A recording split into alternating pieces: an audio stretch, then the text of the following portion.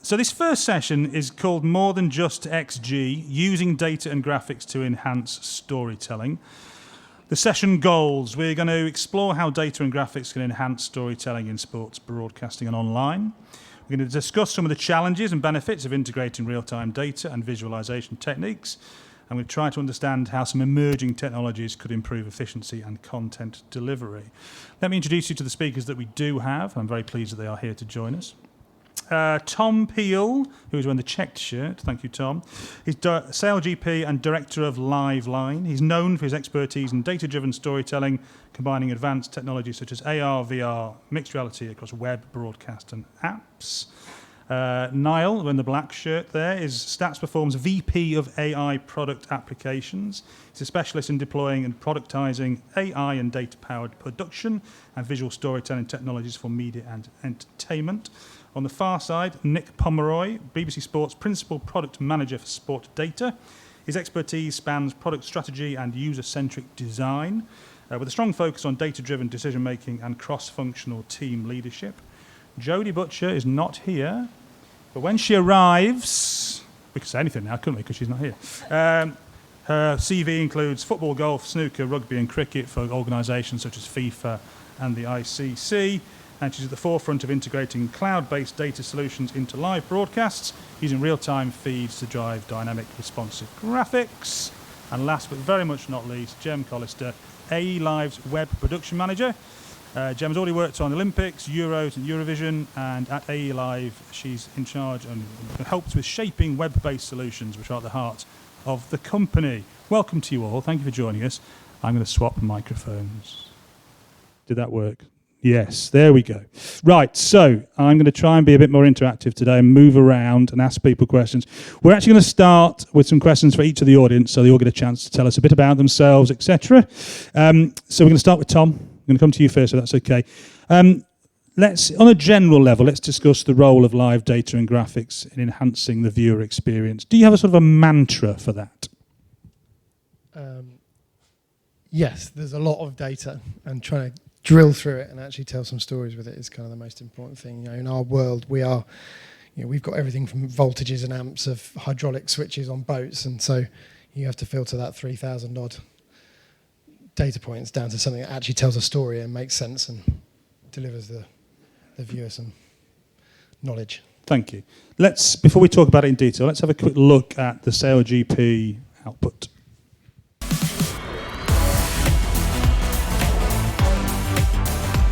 This is fierce. This is fearless.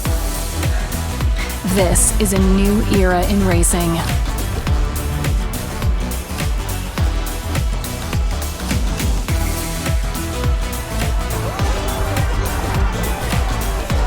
This is unstoppable. This is SailGP. So Tom, how do you use data at SailGP? So LiveLine started out trying to make the important things about sailing easy to see. There's a lot of things about sailing. If you don't have the field of play, you don't have the boundaries, you can't see where the boats are going. We're a niche sport. It's really important to reach out to non-sailing fans. So a lot of it was about trying to convert racing fans to sailing fans. So we use the data.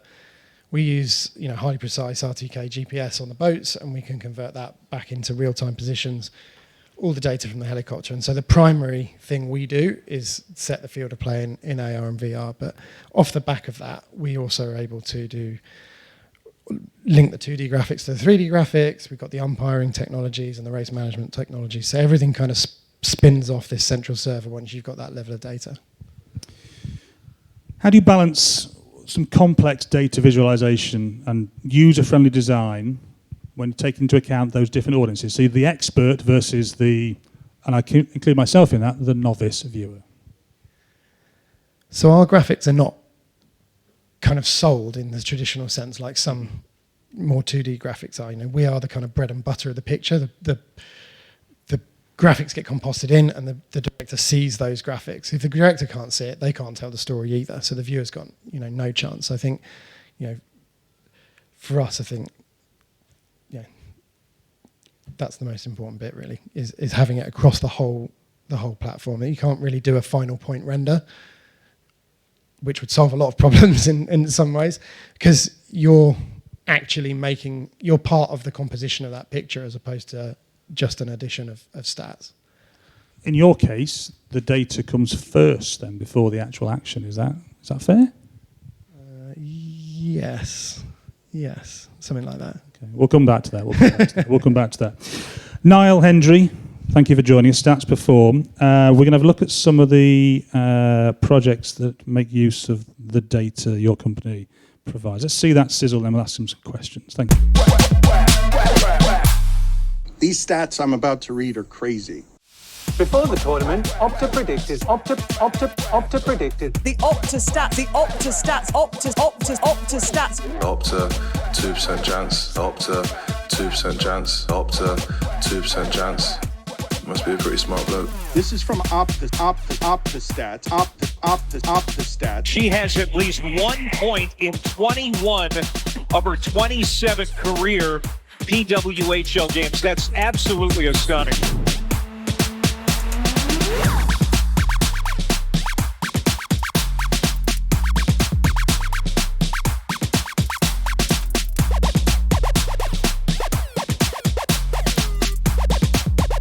Opta hat den Supercomputer angeworfen und 2+ assists or goals in 4 straight WSL games has never been done before today. I absolutely love this. The Opta supercomputer. It simulates the season 10,000 times and calculates the proportion of those simulations that each team wins the title. So it is a supercomputer.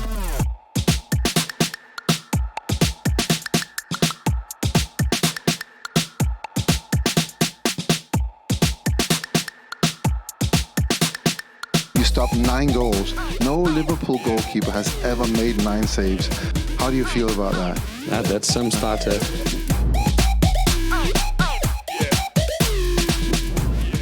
There's some interesting stats flying up here. How do you get those, Mark? You must be a genius. I'm going to ask Opta to speak to them. I think that's a great idea. Opta.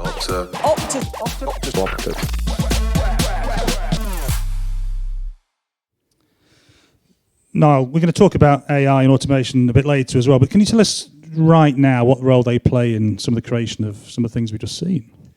Well, I mean, of course, Opta, being the brand name of Stats Perform, particularly in football. The supercomputer example, there's a really good example. So that we have the largest football database in the world. And so what we have done and have been able to do is feed that data both into a training model, but also contextualize it, right? So one thing we always say at Opta is about, speaking the language of football, or I think saying better is actually making things meaningful and relevant to people at home, right? You need to be able to tell stories, to Tom's point. And so, for instance, the Opta supercomputer can do predictions. So we can do predictions across seasons, across tournaments in a particular game, right? So utilizing the context of what's happening, not just in the current game, but across all the games of a similar ilk that have happened to that point. You can then say, well, this is a live win probability. We can see a momentum shift here. Or an expected goals, which is probably, I think, still the title of the it is currently, the presentation. The XG is a machine learning model, right? Like it predicts how likely someone is to score a goal from that position relative to all the goals that have been scored in that position previously. So it's sort of been used more in a very prevalent sense, sort of in the day-to-day lexicon of how we talk about sports. But we just don't necessarily realise that it's machine learning or AI derived. Got it. Let's talk about 2 of those examples. Rooks, could we see the live win probability graph? There we go. Yes. So tell us, Niall, how that where that comes from and what it tells us. So what it's telling us is at this point in the game that there's a pretty even chance as to who's going to win. And fundamentally what it does is looks at all of the data points. So if we look at things such as how many, high-intensity pressure movements people have made into the box, combined with the amount of chances they've had, combined with the possession that's owned in that area, combined with the shots on goal, relative to how much pressure people are under, and also what's happened in all the other games relative to that game, we can say, in a fairly objective way, this is how we think the game's going to pan out. And it turns out that game's not relatively unpredictable, but you could, at half time, it's anyone's game at that point. Thank you. The next slide as well, please, look. So that's momentum. Now, Yes. for me, I'm a football fan. I'm in the ground. I know the momentum. You can smell which team's on top. You can feel it in the crowd. Yep. But if I'm at home and I'm watching, or if I'm betting, I think this will come up in a bit, that data is really crucial. So tell me about that data. Yeah, and it's interesting. Like momentum is really interesting, particularly when you put the events in there as well, right? So if you see like key events and see momentum swings up to them, it actually helps to explain. Hello, Jodie. To explain what's happening in the game. So basically, and again, with a combination of those factors, when a particular team is applying more pressure, having a higher degree of XG, relative to some of the other events, you can see momentum peak and trough. And actually, some really good editorial storytelling about that is, what if a team lost but actually had a greater momentum than the other team? And so it does give a visual timeline and articulation to your point of what you can feel and smell. But ultimately, with a lot of complex, derived metrics, seeing it in a graphic actually really helps explain the nuances of what's happened in a simple way. Thank you very much.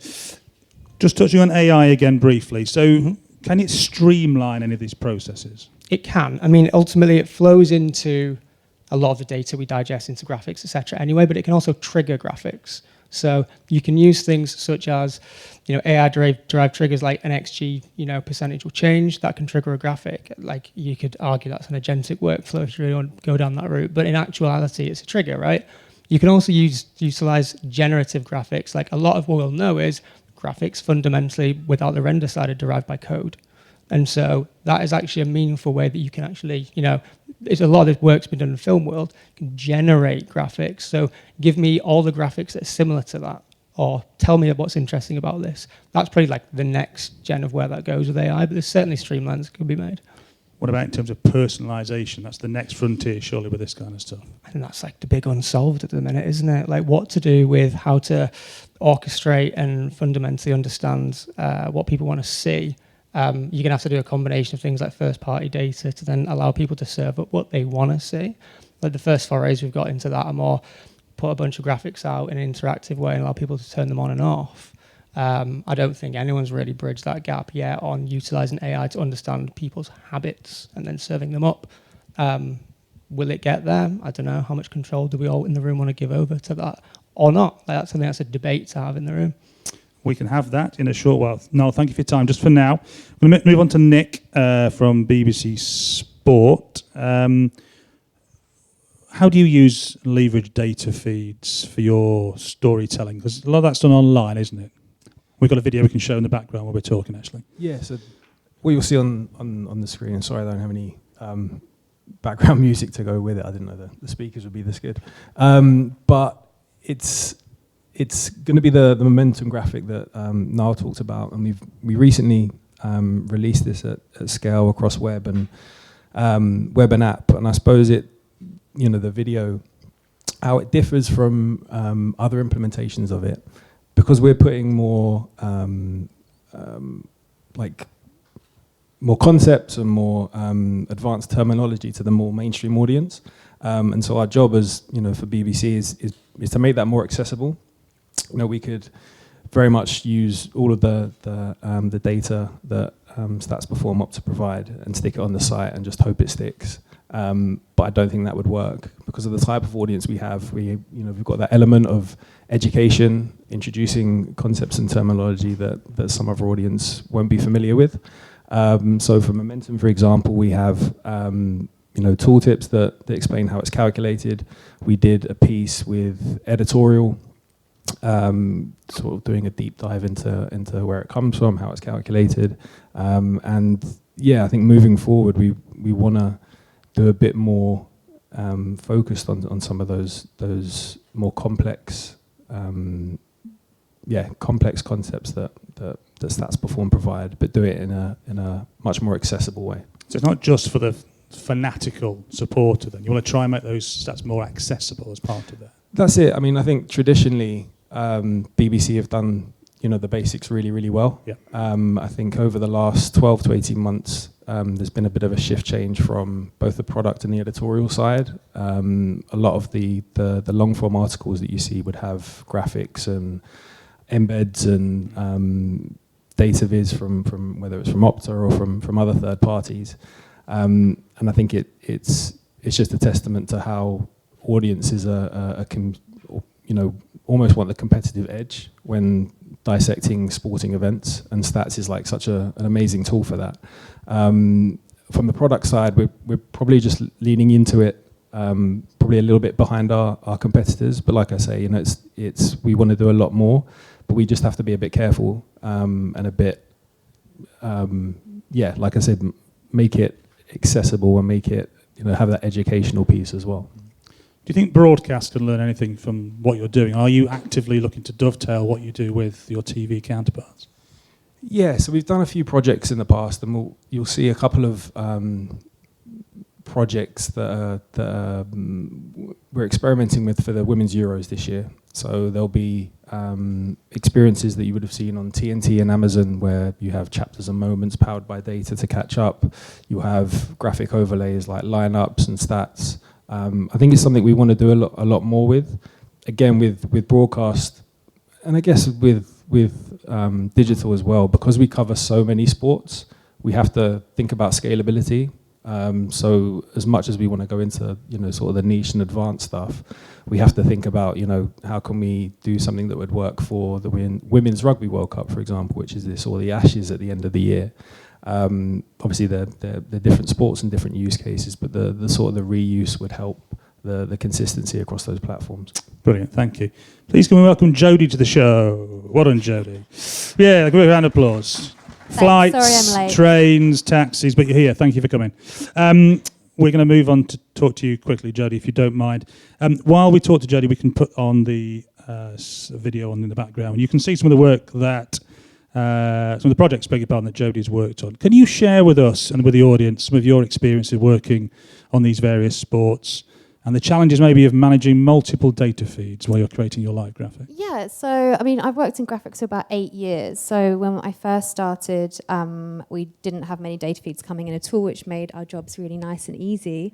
And then slowly but surely, every year kind of came about, and it's like, here's a new data feed, here's a new software for you to use. Without getting much information on how to use them, it was kind of like, here it is, it's in the cloud, just open it up and it'll work, it'll be fine. Because all the clever people in the background are the people that make it, and then we're kind of at the forefront, and we're the people that are just supposed to put it to air, which sounds quite easy. But in my experience, I love that we get more data because it makes my job so much more exciting. There's so many more things that we can put to air. As graphics operators, we can be more creative. We have much more of an input into what goes out to the broadcast, whereas, beforehand, I remember working on football games, and it would be like, Jodie, give us a stat. And I'd be like, oh God, corners, that was the most exciting thing that I had to offer. Whereas now there is so much, with average positions, heat maps, touch maps, we've got too much to offer. But as a graphics operator, it's not so easy trying to work out, the rig is the tough part, because a lot of the data feeds we get many data feeds. I work on a lot of tennis, and we can be doing 20 tennis games a day. Each tennis game needs 3 data handlers opened. So, before you've even gone on air, you've spent about an hour opening all these different softwares just to try and get the data into our computers. So it sounds easy. Oh, it's in the cloud, it's there, it's easy to access. But the way that it's coming to us as operators isn't so streamlined. But then there's also jobs that I do where you do just open one software and boom, your data's there and it works. So I must say I like it. I prefer cloud-based software, but it definitely comes with a lot of troubleshooting issues that we face on site. Within that troubleshooting, what do you think we could do better then? Is it simply about the way that it comes? I think Jem, during the conversation we had before this event started, was talking about we're still receiving data on spreadsheets, data sheets. Yes, we do. Which I think is a nightmare. I'm very surprised at and slightly disappointed. What could we do better? Get rid of Excel spreadsheets. That's the first thing I would say. It's crazy that people give us stats on a spreadsheet that they expect us to update during a tennis game. Someone hits a winner, you show a replay, you want to get a stat in. Oh, it's taking you 2 minutes to update. Boom, the the point's gone and they've already won the set. So definitely get rid of Excel spreadsheets. And I mean, this is easy for me to say because I don't know how any of this is done, back in the office. I don't understand how it was all put together, but definitely streamlining data. I don't understand why sometimes we have to open up 10 different data handlers, all from the same stats provider. So why can't it all just go into one? I don't know. Niall's here to answer that. We've actually formulated a plan to solve that earlier, so we'll come back to you on that one. I've cornered him already. Thank you, Jodie. Let's ask Jem some questions. Some of the examples that we've seen on screen, you also worked on. You work with various sporting bodies and producers. Tell us a bit about the work that you've done. Well, one of the first things to say is I'm new. I've made the leap over from betting in the National Lottery over to this world, which, as a sports fan, it's brilliant. As you've seen from A Live, we work across numerous federations, sports. We've got people who have, with every season, you embrace innovation as an industry, and it's amazing to see. Because in comparison to the old world, where it's regulated and it takes a year to change, it's brilliant that you've got that. So that's really exciting. So yeah, as you can see, lots for me to get myself into, really. Okay. So we're now going to open up the conversation to everybody in the room. We're going to start with you though, Jem. I want to talk firstly about the types of data that we are using and showing, okay, to start with. So from your point of view, both as a professional but also as a sports fan, sports viewer, are we showing the right types of data and are we displaying it appropriately, do you think? That's a brilliant question. Thanks. And I think it depends on the sport that you're viewing. So, for example, for me, and I could reel these off all day, but Formula One is about the data. You want to know what you're doing behind the scenes. The sport is driven by data. It pulls that picture together. However, there are other sports where to bring more people on, you've got more audiences who aren't as aware of the sport. So I'm going to say things like NFL, as it's coming over to the UK more. Ice hockey, I love it. I love the fact that you can see that in Prime now. But having the understanding of why that was a difficult goal or that was a difficult thing to score, you're going to need to lean on that data to show and drive another element to that picture. And just help to tell that story a bit better as well. On the subject of data, does anybody in the audience have a point of view about the appropriateness of the data or the types of data we show, the way we show the data? I sometimes feel like we're being too clever. Does anybody else feel that at all? Sometimes you just need to show a league table. Yes, Rupert? Which is, you guys talking about the use of data, my question for you would be, it needs to serve the audience desire. Have you got examples of excellent use of data? Because you see quite a lot of data where it doesn't seem to tell a story. Have you got some kind of best cases where you think it's really smashed the goal that you kind of... Niall, that feels like a stats perform question. You've got a nice broad portfolio. I was looking to Nick there for an answer. In all honesty, it does come down to that context of why it's important, right? And so one thing that we do quite a lot of Stats Perform is editorialize the data, and so provide that that context as to why something's important to enable that. So I think there was John's over there, but passes per defensive action for the Euros, and like that resonated well, partly because the data is feeding through. That is an AI-derived metric. The data is feeding through, that hits the graphics engine, but there was also a direct line to our data editorial team to, give the pundits and the guys on the ground for the BBC the understanding of why that's interesting so they can then explain it. So data in isolation doesn't necessarily tell a good story. You need that editorial context. And fundamentally, then you need data experts to tell you why it's interesting. And that we have a lot of those in-house. We do sell data feeds, but we also sell the knowledge that comes with explaining them too. So I think that's an example, but also the reason why it got to where and explained well is because there was someone who understood the data to a key level to explain to the pundits as to why it's interesting to engage the audience. I think on the online side, probably The Athletic for football was one of the first that I really sort of took notice of for the in-depth content and their use of data within that. It was, I guess it depends on the type of audience or the type of person you are. So I'm very, because it's I work in data, quite geeky on the level of data that I want to get into, and the Athletic, really contributed to that sort of geeking out. And I think everyone's, again, not to throw it back to Niall, but it's getting more and more commonplace, right? The sort of the discussion around advanced data and the discussion around the complexity and what terminology maybe 5-10 years ago, like XG would never have been. Some people, you wouldn't believe the complaints we get about XG. I like to stay off Twitter. Yeah, but I think it's just becoming more commonplace, and like I say, the complex terminologies are now much more down the pub conversations rather than the specialist. Yeah, you got to explain it in a language that makes sense to everyone. Otherwise, it's in a vacuum, and it's just in like. Can you explain XG then? No. I did earlier. On Monday, Wimbledon played Walsall in the playoff finals, League Two playoff finals. I didn't watch the game. Right? You're referring to a data point that I've not seen then. 3 minutes before Wimbledon scored the only goal of the game, the XG came up and it said Walsall XG was 0 and Wimbledon's XG was 0.25. Wimbledon scored straight after that. What's that actually told us, other than that game should have ended 0-0? Was that the point? There was probably a shift in momentum that then triggered that XG to go higher. Good answer. And then they scored. Like football. Sport is also unpredictable, right? That's the beauty of it. You can put we love putting metrics together because it helps explain what's happening. But sometimes something does something really well or really badly, and the game changes. You sometimes can't account for that. Thank you. Matthew from Tennis Data Innovations has a question. Yeah, sorry for the BBC chap, I forgotten your name.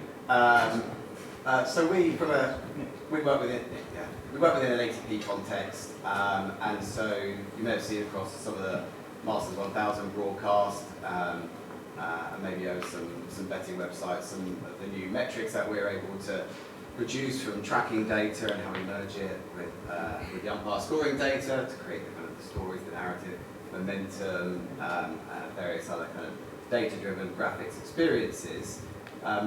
But in your online context, I assume you're able to get, and I really appreciate what you're saying around the scale that you need to operate in. I think that's a really interesting case study, because you've got to do something that kind of fits everyone from a BBC consumption perspective. And so with your kind of online digital world as the way that you can get that information to the end customer, how are you kind of collecting that feedback, that bounce rate, that kind of engagement, that level of understanding with die-hard sports fans, but also very casual BBC sports fan? Yes, a good question. I think for tennis in particular, so for a bit of context on BBC data feeds on online. So we have three feed providers. So Opta obviously for our football. We have one specialist for cricket, and then we have a third data provider, which is sort of like an aggregator across all our other sports. And the decision a while ago to use that particular feed provider was to make it almost agnostic as a feed. So we could do tennis and we could do rugby and we could do netball and American football. So the level of interesting and advanced data for those maybe long tail sports is probably not really there for us. In terms of getting sort of audience feedback, we have dedicated sort of research and audience teams that go out to existing BBC users and other users that don't use BBC. They're the ones I'm more interested in, if I'm being honest.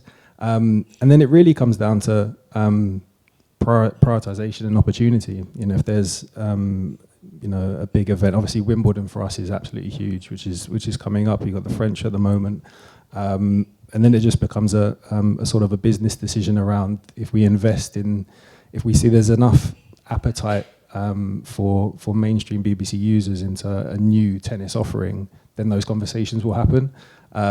What we have to be cognizant of is that, if you see the audience numbers for, say, football versus pretty much every other sport we offer, it's just astronomical. So we have to be,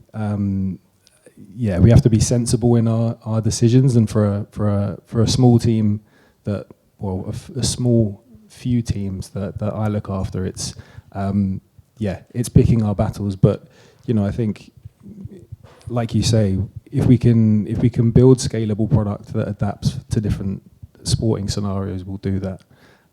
It's just it just comes down to prioritization at the end of the day. I've answered your question. Anybody else got a question about the other types of data that we're using, or the way we're using that data? Cynicism in data, because ultimately what you're doing is you're trying to make a sport that's unpredictable. You're trying to predict it, and I think there's within the general public, not just in sport, there's a bit of cynicism about data and statistics generally. Do you ever worry about that when you're introducing that kind of data into an environment that the love of it and everybody's love it is actually because it's unpredictable, but you're kind of sometimes potentially running counter to that by trying to predict what's happening? And just that general cynicism of data from the general public anyway, I think XG is a good one. I think there's only many people on XG are undecided, and there's a few negatives as well there. You'd like to take that? I think it's got I actually got a question for Tom on this, because you use a lot of data as well, but the thing is, two things around it is, one is, like, if you've seen the progress and progression of how we analyze sports to get more insightful, more interesting, we've used telestration in the past, we've used virtual and augmented graphics in the past, ultimately, to tell stories visually, but we also want to understand the language to go back to that language of the game. And it is sometimes difficult, right? Like when you introduce a new metric, you need to then, fundamentally it's a product, right? You have to take it to market. So you have to do a lot of explanation around it. And XG is a good example of that. Like, it is now in the modern football lexicon, but it took a while to get. I think I was first introduced to XG by Opta. Ian, you were in the room then, was like 10 years ago. Sometimes things take a while to permeate, but part of that is that education from stats businesses, but also working with our customers to explain it, like going to different broadcasters and news outlets to be able to then explain why it's interesting, to differentiate the content partly, but also to engage those demographics that are interested in it and that do want to know more about it. Data is not for everyone, but it also does power every single thing you do in terms of engaging with sport at a broad level. Like, pull up, Google search for a game result. Like, it comes from somewhere, right? Like, data, depending on the access of it, is relevant. But I would throw that question to you, because you just said you have to permeate through 1,000 data points. Like, how do you then find what's relevant? And then for that, because it is an audience that is very engaged in that sport, right? Yeah, and I think it's the difference between games and races. I think there's a big divide there, because a game is, let's say, 90% of the time, you're only a goal away from being back in it. Whereas in a race, it's much easier for it to be kind of how on earth are they ever going to get back unless something really bad happens to the leaders? And I think some of the other problems are some of these things are driven because of partnerships. And I agree with the cynicism. You can take the real enjoyment out of it. If we were to put some of the things we know on the screen, it might completely ruin the race after about 30 seconds. Do tell. What, like what? Well, and sometimes there is a lot of unpredictability in particularly in the SailGP racing, but especially if you take that out of SailGP, where we've got the confined space to race in, you can end up in quite predictable processions. And I think that's what every sport is trying to avoid, is a foregone conclusion. I think that's the enjoyment of games, is that they can flip on just half-time talk. And so in racing, we've got a lot of data, and we are sometimes a bit shy about using some of it, because I think it would probably spoil elements of it. Now, it's not to say that we can predict every race from the beginning to the end. Obviously, it's not scripted, but yeah, I think you've got to be really careful, with the balance. But then, partnerships come in, and people want to prove how good their systems are, and I mean, obviously there's a commercial aspect to this as well. So, sometimes it's not the fans asking for some of this stuff. Sometimes there's more sinister commercial reasons for it, I suppose. Jem, go on. Question. I was just going to say, the art of storytelling is now competitive. It's not always just down to what we're showing on screen. Looking back in the day, you could say you've gone and seen it live, you told your friend, you read about it in newspaper, TV. You go back to those sort of routine ways to find out about data and what happened. And now anyone can live stream, anyone can tell them your opinion, and using data elevates what's on screen, how you tell that story, and it's an opportunity from my perspective. Jodie, do you feel that cynicism? Do you ever, when you're putting that data on screen, whatever it might be, are you ever aware that somebody might go, that's possibly bollocks? Absolutely. And I even say, I'm like, really, do you really want me to put this to air? Really? Okay, it's on your head. Absolutely. I think sometimes people just do it just because it's there, just because it's possible. And obviously it's competitive, so people want to be putting out brand new stats or things that look great. Oh, that's fancy, or that's like, you know, that looks cool because it comes out like this, but actually what it's saying is just a load of That's rubbish. a brilliant segue into my next bit about design. But Simon has a question very quickly on data, I think. Yeah, I'm not sure it's relevant for this conference because it's about graphics, but I'm interested in fundamentally what we're talking about is fan engagement. You know, that's the objective that we're all trying to achieve, I think, if I'm understanding this correctly. And we know that people use second screens when they're watching sport and television generally. I'm interested in whoever on the panel is relevant for this for either second screen graphics and data, and then also interactive overlays on streamed content. And I'm just sort of interested in views around the panel. And I appreciate that's not core graphics, but I think It's all right, it's on my list. Don't worry, you just jumped ahead. You're absolutely fine. No, this is why we're doing this. We're going to jump ahead to interactivity and fan engagement because we've just been prompted. So let's talk about that as it's been brought up. My favourite thing that for this example is Sky do a thing where you, watching boxing, can decide who won the round. And you press a button and Sky will then show what the viewers think who's won the round versus what the commentators think. And for me, that's a really good way of using graphics very simply in an interactive way. And even me at 49 years of age, I enjoy that kind of personalisation, interactive experience. Do you have any other examples, panel, of where you think graphics could make use of the audience, for example, using polls, that's what that is, or other feeds that could then be added onto the screen to make it more interactive? This is going to appeal, I think, to a different generation to us. No offence to most people in this room. There's a few people that are younger than me. But I think for the next generation, they want that kind of data because they're used to seeing it. Go on, Jem. I have to say I'm guilty of that as well, watching Formula One. I don't have enough data on the screen, so I'll pull up other screens to pull out other data to understand what's going on. But with that question in mind, you know, we're being asked for other different types of data, whether it's reverting back to the basics, polling, man of the match, who, you know, bring in that fan view and giving those sort of driven data and stats on screen is another view to bring up and get the conversation started. It's just how do you control that and when is the right time to put it to you, Jodie, with polls and things like that. Do you get live data from viewers, Jodie? Yes, And we how do. How do you handle that? How's it shown? I mean, sometimes we put in tweets or polls. I mean, personally, I don't really care what people on Twitter are saying. Like, that's just like, if I did, I would go on Twitter and look. So as a viewer myself, I just want to enjoy what I'm watching. So sometimes I see it and I think that's okay, that's done nothing for me, you know. You've just taken up the lower third of my screen and I've wasted my time looking down and reading it. You know, that's my personal opinion. But because I've seen a lot of stuff go to air, that I think, why have we done that? And I think it is just part of the, what can we do to bring young people in? And maybe that's what they want. And maybe I'm not young enough to want that. Yeah, not me. I always use the example of the United stand, which is Mark Goldbridge's Manchester United channel. He doesn't have the rights to show Manchester United, but every time they're getting whooped, he gets hundreds of thousands of people watching his feed where he gets angry, but the screen is littered with data. Sometimes it's comments, sometimes it's whatever. That's incredibly compelling to 14-year-old boys and girls at the moment. We don't necessarily do that with live telly, but is that the way we're going to end up doing things? Tom, you've got your microphone in your mouth. Yeah, I mean, I'm just thinking we've got a playing field which kind of leads itself really well to not being able to cover the whole race at the same time. I think Formula One, again, similar thing. If the world feed isn't following the story you're interested in, you're out of luck.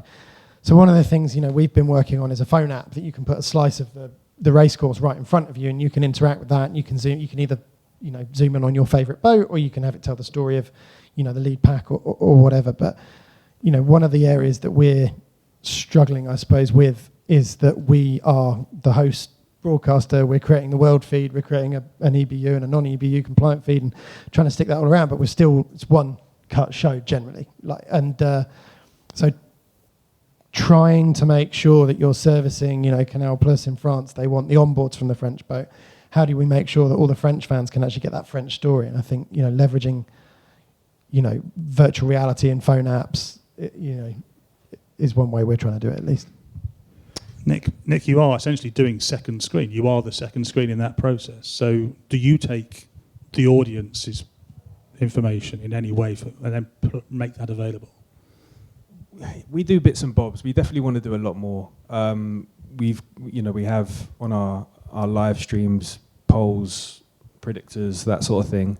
I think when talking with audiences, especially younger audiences, they want to feel, when they're watching or they're following a sporting event, they want to feel part of a community as they're doing that. And I think interaction really lends itself into that. Obviously we have to be, for BBC, careful about what we show and all of that stuff, because you wouldn't believe what we could show.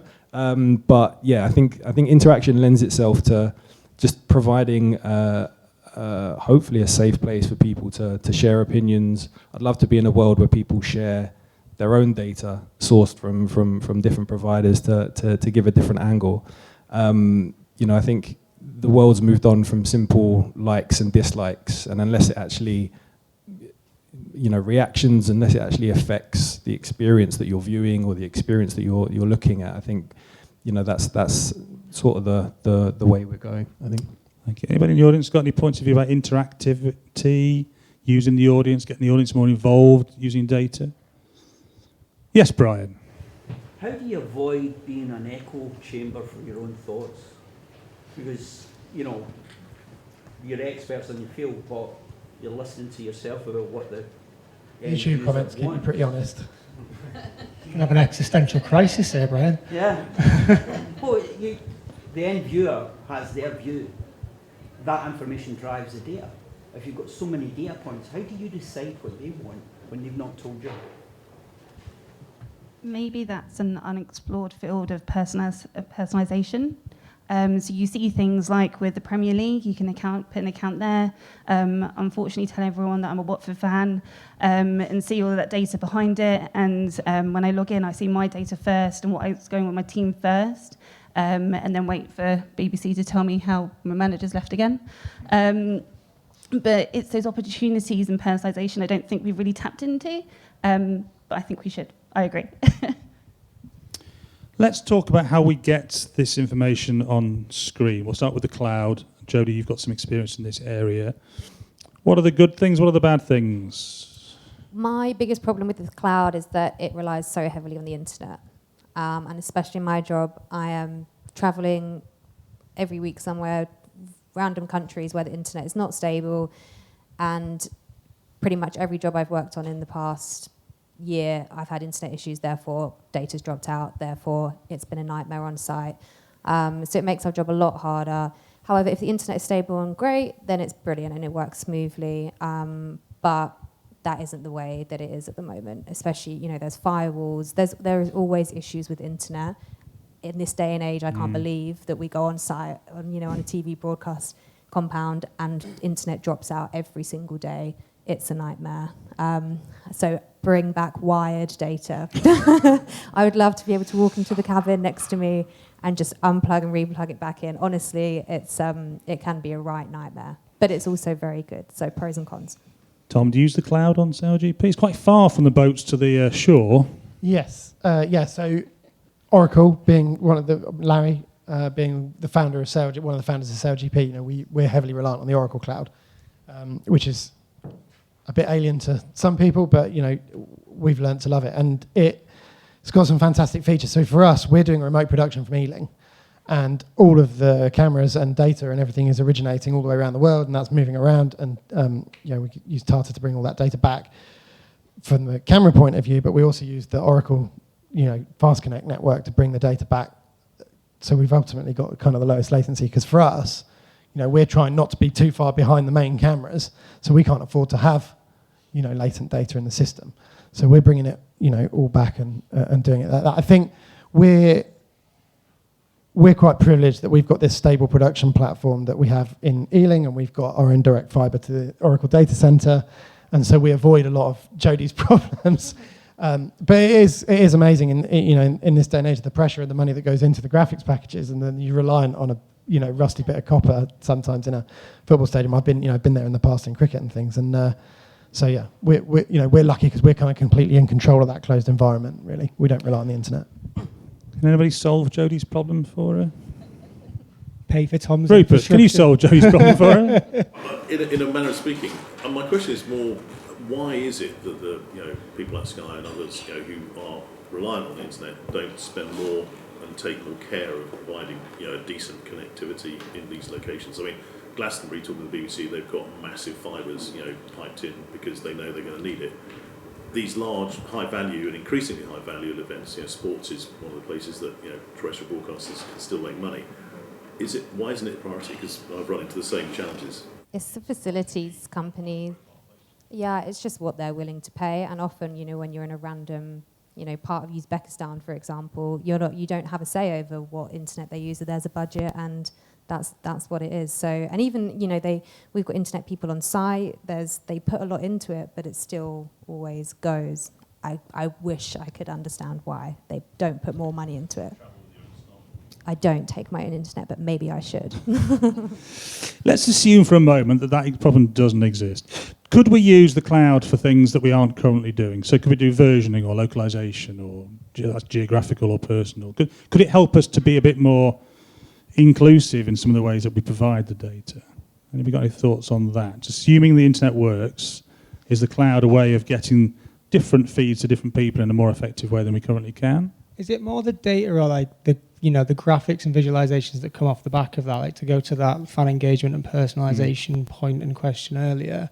The data is a conduit to understanding what's going on, but fundamentally the graphics or interactive applications, fan engagement apps, or sidecar and ecosystem apps are the way of engaging fans. So the localization there is largely down to where the locale of the person is, and that data needs to be fed back. So I think there's a degree of it being done already.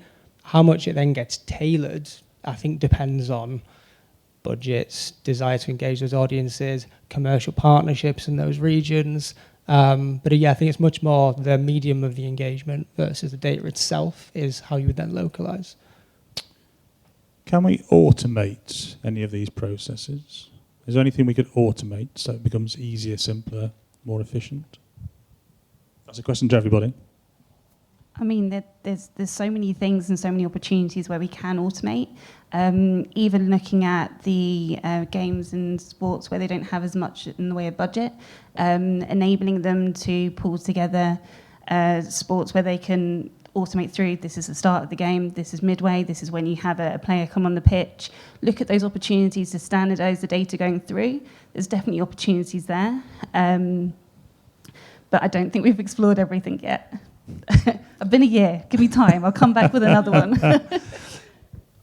Go on, Tom. I think there's lots of opportunities in our world, particularly where we can, be drawing on conclusions about what has happened to a boat, what's been the main event of that boat in a race so far. So, you're covering first, second, third, going over the finish line, and then you're panning to the rest of the fleet. And the commentators might not have looked at those boats for 5 minutes, so they haven't got anything kind of useful or insightful to say. So, one of the projects we're working on is trying to be able to, for every boat, for every given moment, is have just a sentence, using, machine learning, AI, and all the buzzwords, but to be able to provide something tangibly useful.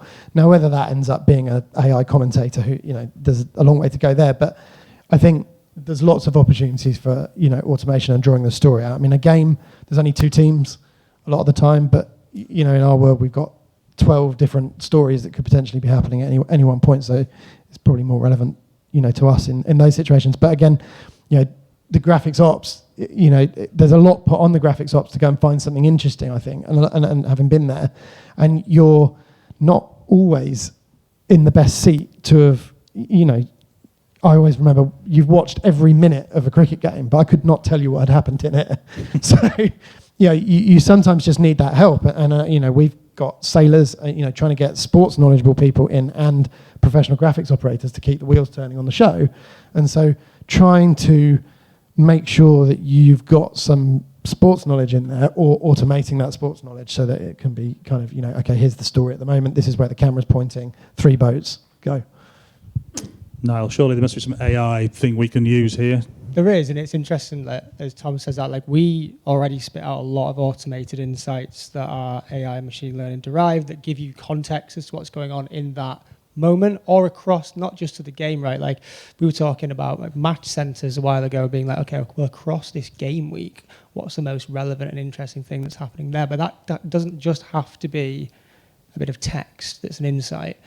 To your point earlier, like, I've worked in graphics ops for a long time prior to doing this as well, and you're sitting there going, and someone goes, what's interesting? You go, oh, the statistician's busy doing something with the press team. And so you go in, and actually I think there's definitely scope to plug that gap production-wise to say, as data companies, we are providing automated insights, new metrics, and interesting things that can be visualized. There's definitely a bit of work we need to do across the industry with graphics vendors, service companies, etc., where we say, well, we can provide recommendation or suggestion engines to be like, something has just happened in the game. Here are 3 or 4 interesting graphics. Pick one, send it to her. The workflow doesn't necessarily exist today, but like it could and it should. I was just going to add to that as well. One of the areas which I don't think and is going to come on the radar a lot more going forward is around data ownership, how you're training those automation and machine learning models, even pictures and who owns what in order for you to get yourself to that point. Yes, we can look at the action itself and what, if a goal happens, what happens next, but there's a lot more opportunities which, again, coming from my regulated background, I'm thinking we're going to have to really look at the rules and how these things are governed in order to weigh a path through, like, a stronger way forward so mistakes aren't made further down the line. Then you have to remap that and look again. Thank you. We've got a few more minutes for coffee. Does anybody in the audience have any questions for the audience? Anything you'd like to bring up as a topic, a conversation, or a question before we wrap this panel up? Put your hand up or shout out. Yes, William, I can't see your surname. Give us a... I think people touched on this, and Nick earlier with how you're doing the data within BBC, but do people find, I guess, issues with standardization of data, basically? Because obviously we work across a lot of different sports. Even within our company, I have issues with people agreeing, okay, this is the format of what time should be, for example. And I was wondering how people solve that in their own areas, because some people might work at one sport, some people might be lots, but even just... Standardization is a question. It's a good question. Yeah, I'd love to be in a world where everything's the same. You wouldn't believe. I mean, the issue with us for some of our sports is that the feed providers are defined by the regulatory bodies, which does provide some issues. I think, to be fair, I've been in the role for 7 years, and the sort of quality of feed and the familiar structures have sort of progressed across different feed providers. There's obviously there's nuances, especially across different sports. But yeah, I think. When I first joined, I remember there was someone telling me there was a standardized format for all sport data across, and I'm not sure what happened to that, but I would love to get that back. But yeah, it's for us, it's just part and parcel of what we have to deal with. Fortunately, we have really good partners like Stats Perform and Opta, who are willing to put in the time and effort of us taking through exactly what they've done. I think the challenge for us is just the pure scale of the amount of data that these guys provide, and where to start, what to look at first, and it's sometimes that's the true problem. Like kind of related to a previous question, what sort of data do you look at? What do you think will resonate with audiences first? And you can put in the due diligence and do the audience research and do A/B testing and all of that stuff, but sometimes it comes down to educated guesswork and seeing what your competitors are doing. But I don't know. I mean, from a data provider standpoint, I guess there's processes in keeping it as similar structure as possible. Yeah, I mean, and also, I think you're saying that there was a standard format for all sports. I'm sure that's when there was fewer data, just less data being collected for fewer sports, right? Standardization is tricky for a couple of reasons. There's format structure, but there's also not every game is standard. Plus, you've got companies have issues where you've acquired maybe a company that's been covering cricket somewhere. Just as an example. Covering cricket somewhere that's covering cricket in their own data format, but you've got your own format for another sport, and all of a sudden you're now providing that to another customer who's like, well, hang on a minute, and you'll have had this exact issue. We're taking your football and rugby feed this way, but this other sport's different. Why is that the case? And you go, well, and so it's a job for us as data providers to standardize. I'm not going to do a shameless plug here, but we're working on a thing to do that at the minute, right? Where we call it a gateway, centralize the format no matter what the sport is. But that is, born out of necessity, because the other instance you've got there is legacy data feeds that people plug into are done in a certain way. And again, as a vendor, you might want to change the architecture of what you do. Then not everything can be the same then, because you might have to change from an old XML to a JSON format and maybe just change entirely again. And that comes with its own formatting issues. So standardization is an issue. There are definitely ways to solve it by unified formats. When you've got a lot of data feeds, it just takes time sometimes. Just quickly, Jen, before we wrap up, go on. I was just going to say, shameless plug for you. We have a product which does that, Ether, and the main objective of that is normalizing data. So we utilize the fact that we can see across lots of different sports, lots of different clients, try and see where we can normalize that and pull that together to speed up the process of getting data to screen as quickly as possible and ease Jodie's world as much as possible. So we look at that problem. Fabulous. On that bombshell, perhaps you can grab Jem and Niall during the coffee break and she'll tell you more. I'm sure our panel will be hanging around. Please grab them. But for now, please thank the panel for their time.